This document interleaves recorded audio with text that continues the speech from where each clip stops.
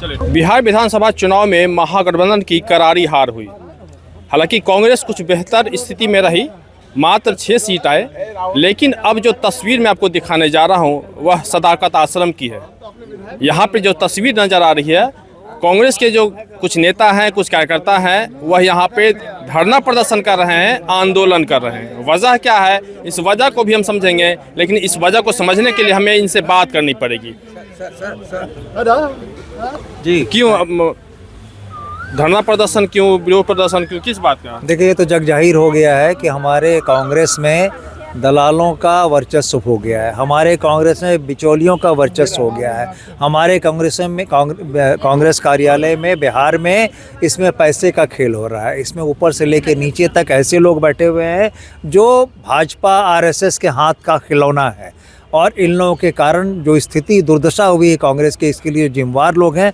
उन लोग को, हम लोगों को कांग्रेस से कान पकड़ के बाहर का रास्ता दिखाना है। नाम भी बता दीजिए। उनमें नाम को पता ही है, कृष्णा अल्लावरू हैं, उनके 3 सचिव, देवेंद्र यादव है, शाहनवाज आलम है, सुशील पासी हैं, राजेश राम है, शकील अहमद खान है। भगवान ने शकील अहमद खान को तो पहले ही विदा कर दिया, चुनाव हार दिया, और ये बेशर्म की तरह चुनाव हारने के बाद आके बैठे हुए हैं राजेश राम। शर्म की भी एक सीमा होती है, बेशर्म की तरह आके बैठे। मेरे राहुल जी हारे थे चुनाव तो त्यागपत्र दिए थे। अब देखिए, किसी को जिम्मेदारी लेनी चाहिए ना, 2 ही आदमी हमारे यहाँ, या तो प्रदेश अध्यक्ष जिम्मेदारी ले या तो राष्ट्रीय अध्यक्ष जिम्मेदारी ले। तो ये क्या चाहते हैं, खड़गे जी त्यागपत्र दें? क्या चाहते हैं, खड़गे जी त्यागपत्र दें? इनको त्यागपत्र देना चाहिए, नहीं दिए। चुनाव की जिम्मेदारी कोई लेगा ना, अकाउंटेबिलिटी होगी ना किसी की।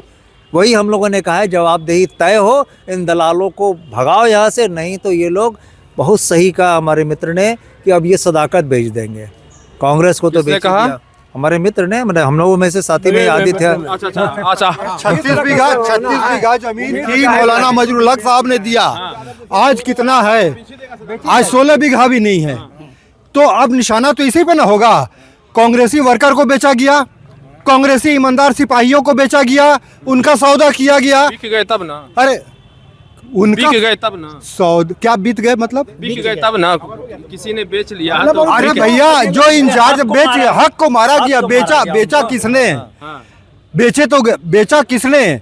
और बिक गए ईमानदार कांग्रेसी, बर्बाद हो गए। क्या लिखे हैं, टिकट चोर बिहार छोड़? जी टिकट कह रहा है, राजेश राम को कह रहे हैं।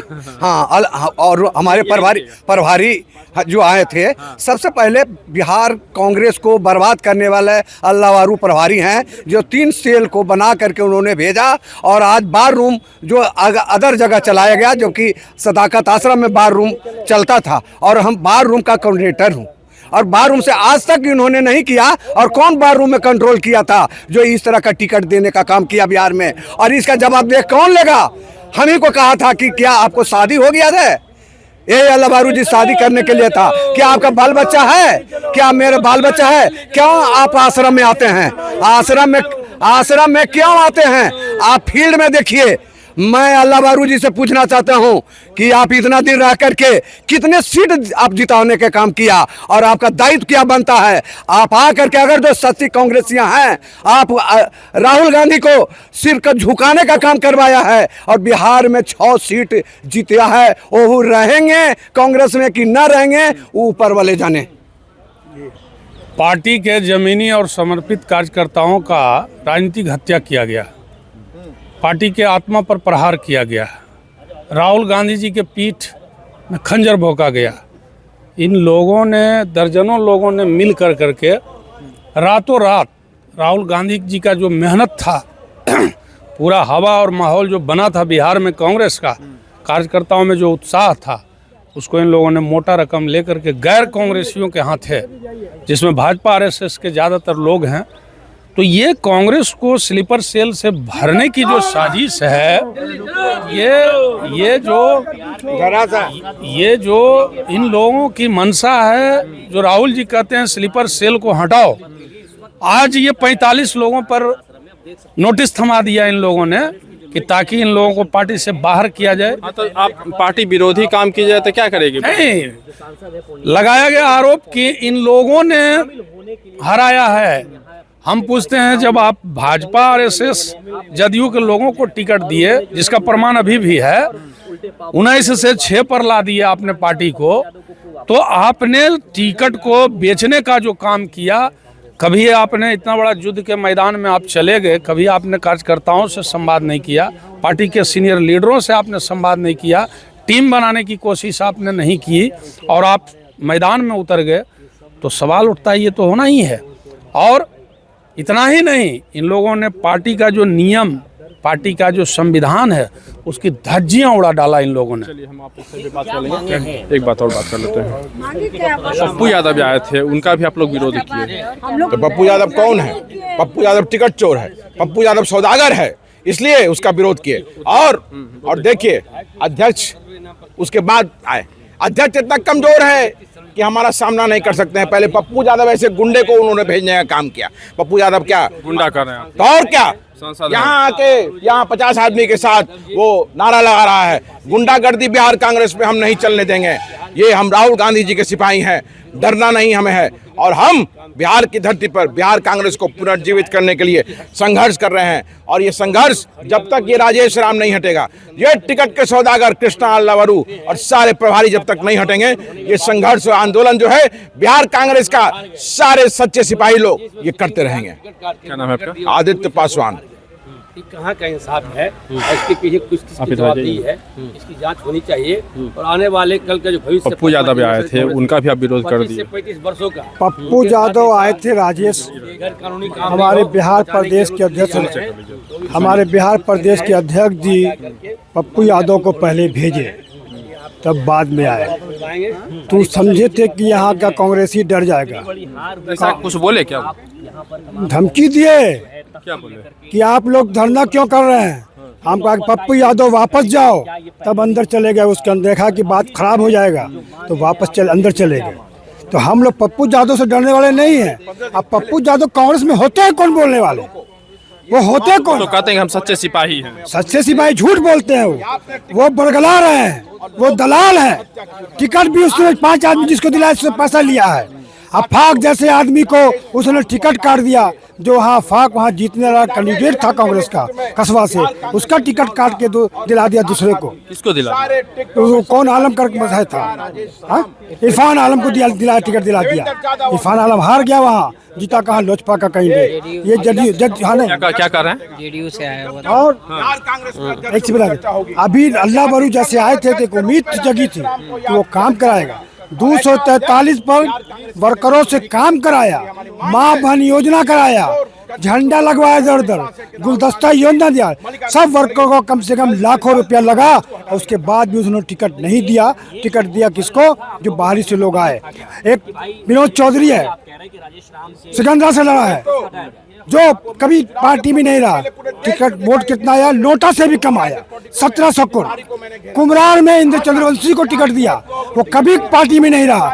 रात में 20 बीजेपी से आया था, कभी वो नहीं आया, वो उसको दिया टिकट। हम लोग इसलिए, और उसके बाद उल्टा चोर कोतवाल को वोट डांटे कि हम लोग को शोकॉज दिया। शोकॉज देने का अधिकार राजेश राम जी को नहीं है। हम मांग करते हैं कि राजेश राम जी को बर्खास्त किया जाए, अल्लावरू जो प्रभारी उसको बर्खास्त किया जाए, और तीनों सेक्रेटरी जो बिहार का है उसको बर्खास्त किया जाए। यही मेरी मांग है। और हम लोग 24 तारीख को दिल्ली जा रहे हैं। दिल्ली में अगर राहुल गांधी नहीं मिलेंगे तो हम लोग धरना पर इंदिरा भवन में बैठेंगे और राजेश राम को हटाने की मांग करेंगे। यही मेरा क्या कहेंगे? कहना यह है कि जैसे अध्यक्ष जो हैं उनको अकाउंटेबल होना चाहिए। अध्यक्ष ना आज तक कमेटी बनाए, ना कुछ किए, अपने क्षेत्र में बैठे रहे दिन भर, किसी के भी क्षेत्र में नहीं गए, किसी का भी बड़ा नेता के क्षेत्र में वो गए नहीं। सारी सीट अजीत शर्मा की सीट थी, चाहे वो बहुत नीतू सिंह की सीट थी या मुन्ना तिवारी का सीट था, उसकी कहीं नहीं गए अपना क्षेत्र छोड़ के। तो मैं कहना चाहता हूँ कि अकाउंटेबिलिटी कौन लेगा? अध्यक्ष लेंगे, प्रभारी लेंगे, सीएलपी को लेना पड़ेगा। एक लाइन और अकाउंटेबिलिटी कौन लेगा? चलो ठीक, एक सवाल आके पूछूंगा। वो लगातार जैसे पप्पू यादव कह रहे हैं कि हम कांग्रेस के, और जिस लगातार कांग्रेस उनको लताड़ते जा रही है। जैसे पिछला मामला देखिए कि गाड़ी पे चढ़ने नहीं दिया, कई ऐसी तस्वीरें देखने को मिली। ऐसे में क्या कहेंगे? फिर अभी जिस तरह से वो आए थे, बारात में जो चोरी से घुस के खाना खाता ना है, वही है वो। जबरदस्ती अपने आप को कांग्रेसी करने की कोशिश करा। कब से कांग्रेस में आ गया पप्पू यादव? हम नहीं मानते हैं पप्पू यादव को कांग्रेसी। और आज जो आया है ये गुंडागर्दी करने का प्रयास पप्पू यादव ने किया है। और ये गुंडागर्दी जो है, बिहार कांग्रेस का हर सिपाही गुंडों से लड़ने के लिए सक्षम है। ये गुंडागर्दी हम चलने नहीं देंगे। देखिए, आज बैठक हो रही थी और बैठक नहीं, यहाँ पे कार्यकर्ता लोग अपने ही प्रदेश अध्यक्ष और कृष्णा अल्लाह वरू का विरोध कर रहे थे, मांग कर रहे हैं। ये अपने जो आला अधिकारी हैं उनसे इनकी मांग यह है कि इन दोनों को यहाँ से हटाया जाए, क्योंकि इनकी वजह से कांग्रेस की इस तरह से करारी हार हुई है। ऐसे में पप्पू यादव आए, उनका भी जमकर विरोध हुआ। तो ऐसे में अब देखना होगा कि जिस तरह से कांग्रेस ने अपने कई नेताओं और कार्यकर्ताओं को पार्टी से निकाला है और जिस तरह से अब विरोध प्रदर्शन हो रहा है, ऐसे में आला कमान कांग्रेस में क्या कुछ करती है, या फिर जिस तरह से बिखराव की जो स्थिति है, या आगे किस रूप में लेगी, यह देखना होगा। फिलहाल पटना से अमर उजाला के लिए कृष्ण बल्लभ नारायण। आज बैठक क्या कुछ हुई? नहीं, बैठक में सिर्फ SIR को कैसे किस तरीके से किया है और ये जो 172 लोग जो चिट्ठी लिखे हैं, इसके इनकी इंक्वायरी का मांग हमने किया है।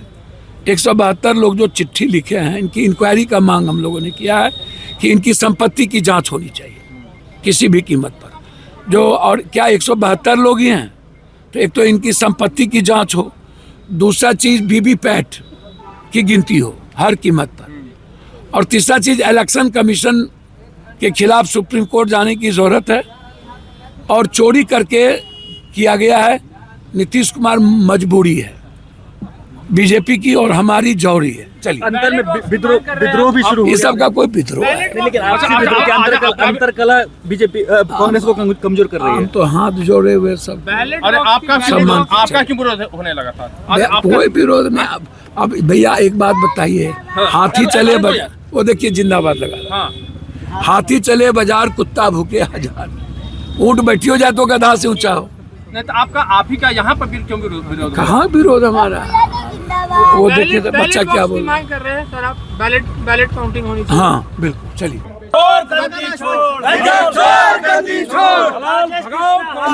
पीछे से